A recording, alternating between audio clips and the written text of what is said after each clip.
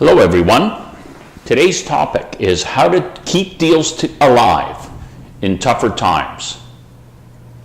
Almost every day I receive calls from buyers who are having a tough time closing their real estate deal.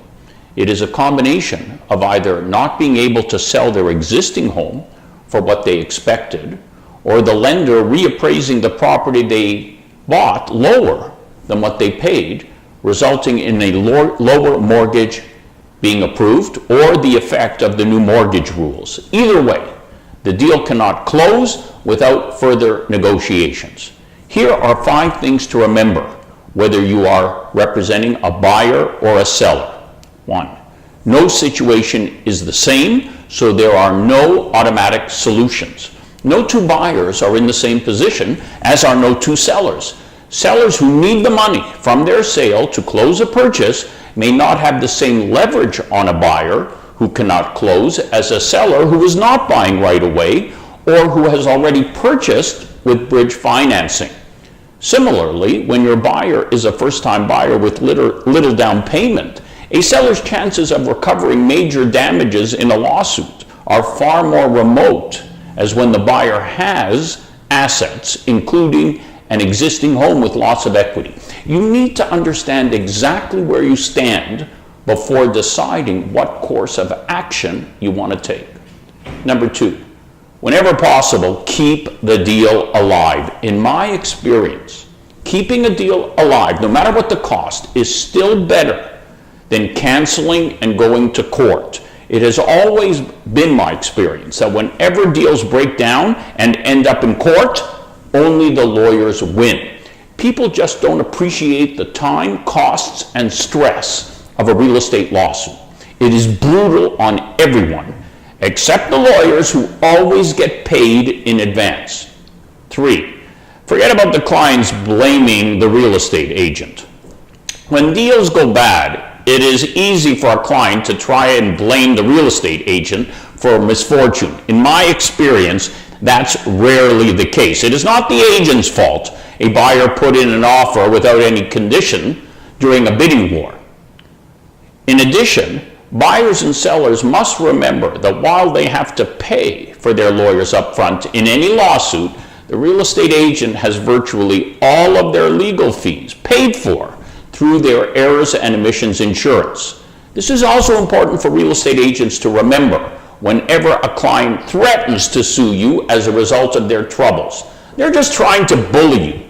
Once they see the costs of litigation and you don't have to pay, they almost always back down.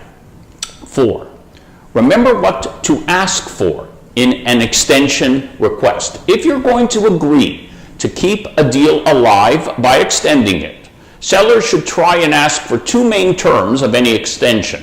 The first is an additional deposit, usually non-refundable, to be paid to the seller immediately and to be credited to the purchase price on closing. This is not a penalty, but the seller will be able to use these funds to help pay for unanticipated costs they incur as a result of the extension.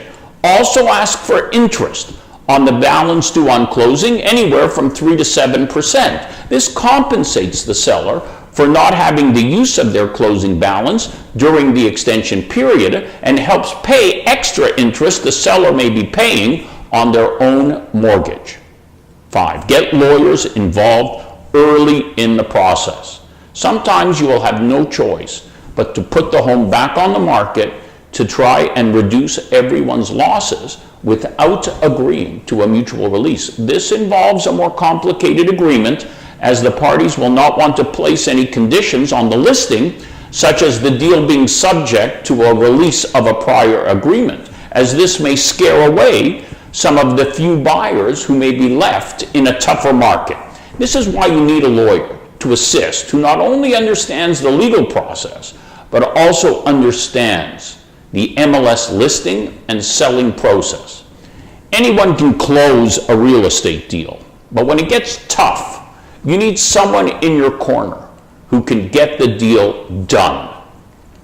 With my partners at realestatelawyers.ca LLP, I'm delighted to offer real estate closing services all across Ontario through our over 30 offices, and mobile sign-up services, where we go to clients from 7 a.m. to midnight, 7 days a week.